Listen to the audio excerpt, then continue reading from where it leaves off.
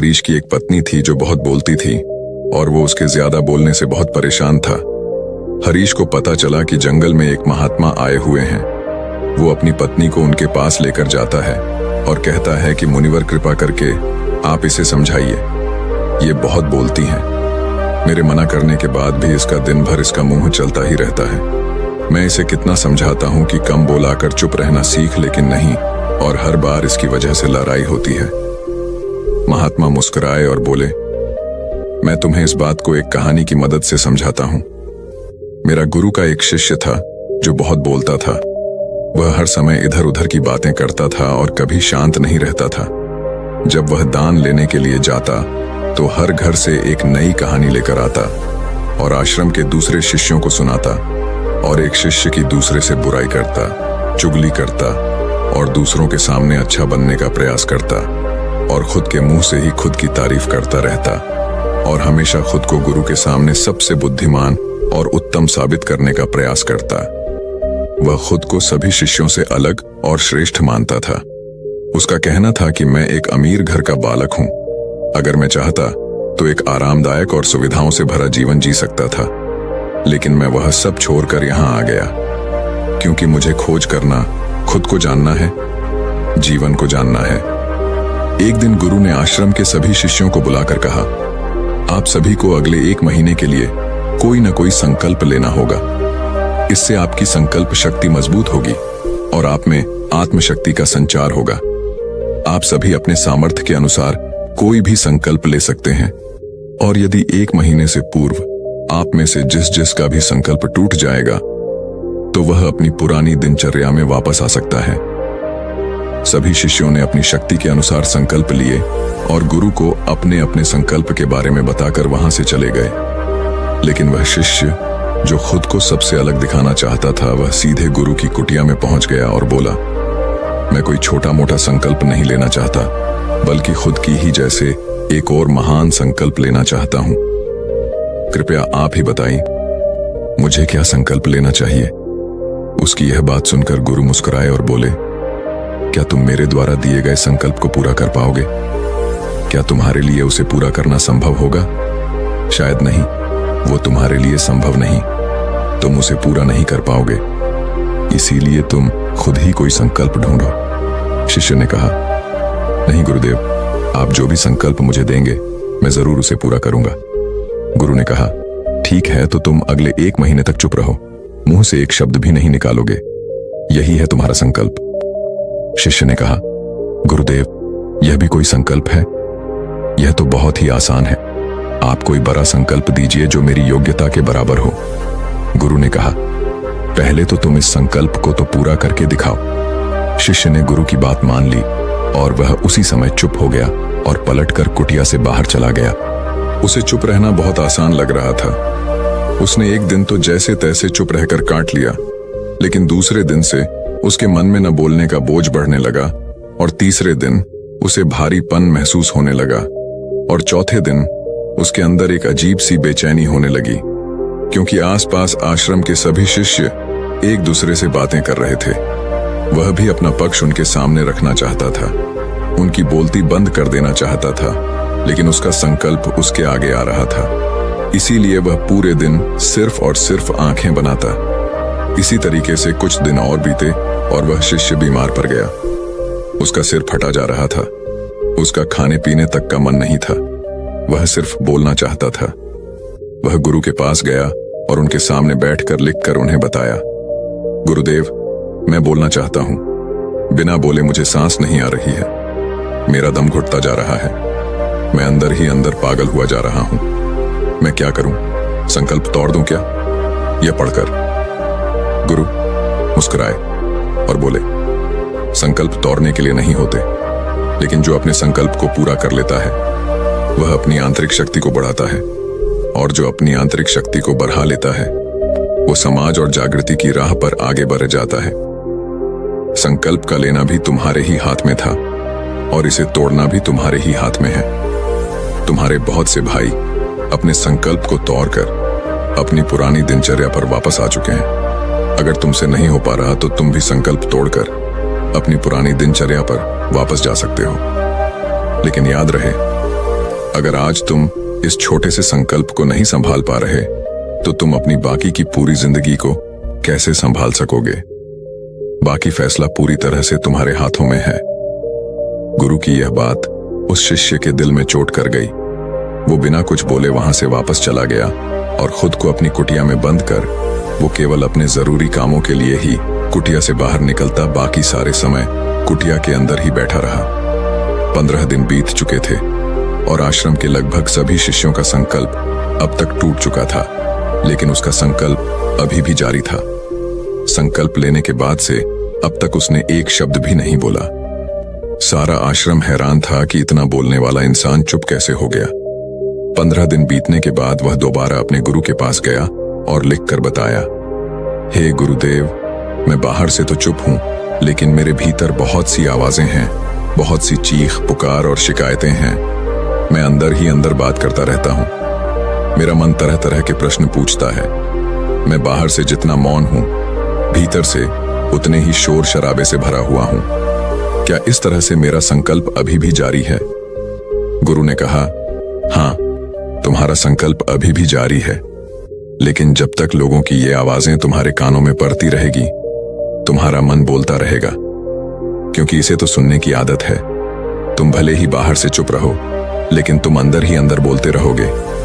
तुम्हें इन बातों से, इन आवाजों से दूर जाना चाहिए। शिष्य गुरु को प्रणाम कर वहां से चला जाता है और सुबह होते ही अपनी कुटिया छोड़कर जंगल की तरफ चला जाता है।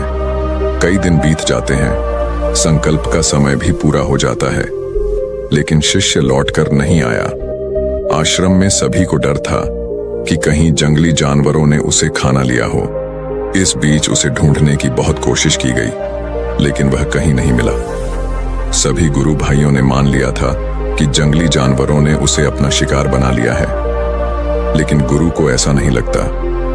एक दिन आश्रम का एक अन्य शिष्य गुरु के पास आया और बोला, गुरुदेव, हमारे उस अधिक बोलने वाले भाई के साथ क्या हुआ होगा? क्या जानवरों ने उसे मार दिया होगा? गुरु ने कहा, हो सकता है कि जानवरों ने उसे अपना शिकार बना लिया हो, लेकिन उसके न लौटने की एक दूसरी वजह भी हो सकती है। शायद उसे वह मिल गया है जिसके लिए वह गया था। फिर शिष्य ने पूछा, गुरुदेव, क्या ज्यादा बोलना इतना हानिकारक होता है? गुरु ने कहा, इंसान के जीवन के बहुत सारे दुखों में से एक दुख यह भी है कि वह कभी चुप नहीं रह सकता। हमेशा कुछ न कुछ बोलता ही रहता है। सिर्फ हमारे बोलने के कारण हमारे आधे से ज्यादा दुख पैदा होते हैं। हम में से कोई भी चुप नहीं रहना चाहता। हम बस सामने वाले को सुना देना चाहते हैं। जो भी हमारे मन में है, सब निकाल कर उसके मन में बैठा देना चाहते हैं। उसे समझा देना चाहते हैं कि देख, तू गलत है और मैं सही।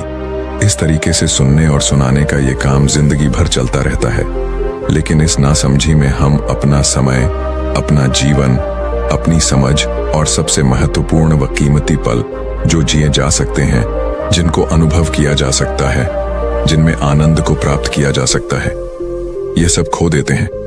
लेकिन इसके बदले हमें मिलता क्या है? कुछ नहीं, सब व्यर्थ और बर्बाद हो जाता है। शिष्य ने पूछा, तो फिर इसका समाधान क्या है? गुरु ने कहा, पूरी जागरूकता के साथ अपने विचारों को देखना। यही एकमात्र तरीका है सारी मानसिक समस्याओं का। वर्तमान में रहकर चिंतन करना, पूरी जागरूकता के साथ अपना काम करना जिंदगी में चमत्कारिक बदलाव ला देता है। उसके बाद वह शिष्य गुरु से अपने प्रश्नों का उत्तर पाकर उनको प्रणाम करके वहां से चला गया। उस शिष्य को आश्रम छोड़कर गए। 3 महीने का समय बीत चुका था, लेकिन उसकी कोई खबर नहीं। अब तक तो सभी गुरु भाइयों ने भी उसके वापस लौटने की उम्मीद छोड़ ही दी थी। लेकिन एक दिन वह आश्रम लौट आता है, लेकिन अब वह नहीं था। जो यहां से गया था वो कुछ और ही बनकर वापस आया था। उसके अंदर एक गजब का बदलाव महसूस किया जा सकता था। उसके चेहरे पर एक गजब का ठहराव और आंखों में बड़ी शांति थी। आश्रम में आते ही सभी गुरु भाइयों ने उसे चारों तरफ से घेर लिया और बातें करने लग गए। वह भी अपने गुरु भाइयों से बातें करने लगा। उससे बात करने वाले सभी ने यह अनुभव किया कि अब वह पहले जैसा उतावला और बातूनी नहीं रह गया था। उसके मुंह से एक एक शब्द बहुत ही सुलझे हुए और मधुरता के साथ निकल रहे थे। थोड़ी देर तक गुरु भाइयों से बात करने के बाद वह सीधा गुरु की तरफ चला गया। उसने गुरु के चरण छुए और कहा, हे गुरुदेव, क्या मैं अब भी मौन हूं? क्या अब भी मेरा संकल्प जारी है? गुरु ने कुछ देर तक शिष्य की आंखों में बड़े ध्यान से देखा और कहा, हाँ, तुम अब भी मौन हो। तुम्हारे मुंह से एक भी शब्द निकल नहीं रहा और तुम्हारा संकल्प अभी भी जारी है। शिष्य ने कहा, गुरुदेव, जब मैं आश्रम से गया था तो मैं मुंह से तो चुप था, लेकिन मेरे अंदर बहुत सी आवाजें थीं। मन में बहुत से प्रश्न थे और वह बंद नहीं हो रहे थे। तो मैं जंगल में चला गया इस उम्मीद से कि वहां मुझे शांति मिलेगी और मेरे मन की बकबक कम हो जाएगी। लेकिन मैं जितना एकांत में जाता गया, मेरे अंदर की आवाजें उतनी ही तेज होती गई। मेरे भीतर की पुरानी से पुरानी आवाजें मुझे सुनाई देने लगीं। तब जाकर मैंने महसूस किया कि मैं कितना गलत कर रहा था। जब मैं अपने परिवार वालों, दोस्तों को और गुरु भाइयों को बुरा भला कहता था तो उस समय मुझे लगता था कि मैं सही कह रहा हूं। जब मैं गुरु भाइयों की एक दूसरे से चुगली करता था और उनका मजाक बनाता, तब भी मुझे यही लगता था कि मैं उनसे बेहतर हूं और मैं सही कर रहा हूं। लेकिन कुछ दिन मैंने पहली बार महसूस किया कि मैं कितना गलत बोलता था। काफी दिनों तक ये आवाजें, ये शिकायतें मेरे अंदर चलती रहीं। लेकिन धीरे धीरे करके एक दिन ये सारी आवाजें मेरे अंदर से समाप्त हो गईं। अब मैं भीतर से भी मौन हो गया। उस घने जंगल में बाहर से कोई बोलने वाला था नहीं और भीतर कोई आवाज बची ही नहीं थी। और मैं उस दिन पहली बार मौन का सही अर्थ समझ पाया। मेरे चारों तरफ बहुत शांति थी, हालांकि अभी भी कुछ आवाजें आ रही थीं, जो पहले भी आती थीं, लेकिन मैं उन्हें सुन नहीं पाता था। अब वह सभी आवाजें मुझे स्पष्ट रूप से सुनाई दे रही थीं। हवा के चलने की आवाज, चिड़ियों के चहकने की आवाज और पानी के बहने की आवाज, ये सभी आवाजें मैंने पहली बार पूरे होश पूर्वक सुनी। अपने चारों तरफ इतनी शांति मैंने पहले कभी महसूस नहीं की थी। तो इस शांति को भंग करने के लिए मैंने पहली बार अपने मुंह से कोई शब्द निकाला। मैं चिल्लाया, हे ईश्वर, ये कैसी शांति है? सभी कुछ इतना शांत क्यों है? ऐसा क्या हो गया? लेकिन मेरे चिल्लाने के बाद भी शांति भंग नहीं हुई। सब कुछ पहले जितना ही शांत था, बाहर भी और भीतर भी। हे गुरुदेव, मैंने अपने गुरु भाइयों से बात की, आपसे भी बात की। मैं बोल रहा हूं, मैं चल रहा हूं, मैं सब कुछ देख रहा हूं, लेकिन मैं अपने भीतर एकदम एकांत में हूं, मौन में हूं। भीड़ में होता हूं तब भी भीतर से अकेला एकांत में होता हूं। जब मैं खुद में भी शोर करना चाहता हूं तब भी एकांत में ही होता हूं। अब सब दिखाई पड़ने लगा है, सब सुनाई पड़ने लगा है। गुरु ने कहा, जब तक हम बाहर की तरफ बोलते रहेंगे, भीतर अशांति ही रहेगी। लेकिन जिस दिन हम भीतर की तरफ मुड़ जाएंगे, तब हमारे मुंह से कुछ भी निकलेगा, हम शांत ही रहेंगे। दुनिया में जितनी भी बुराइयां हैं, ज्यादातर हमारे बोलने से ही उत्पन्न होती है, क्योंकि हम चुप रहना नहीं चाहते। हम जितनी जरूरत है उससे कहीं ज्यादा बोलते हैं। हम सामने वाले को सुनना नहीं चाहते, बल्कि उसकी बोलती बंद कर देना चाहते हैं। उसे समझा देना चाहते हैं कि मैं कौन हूं, मैं क्या कर सकता हूं। और यही हमारी जिंदगी का मकसद बनकर रह जाता है।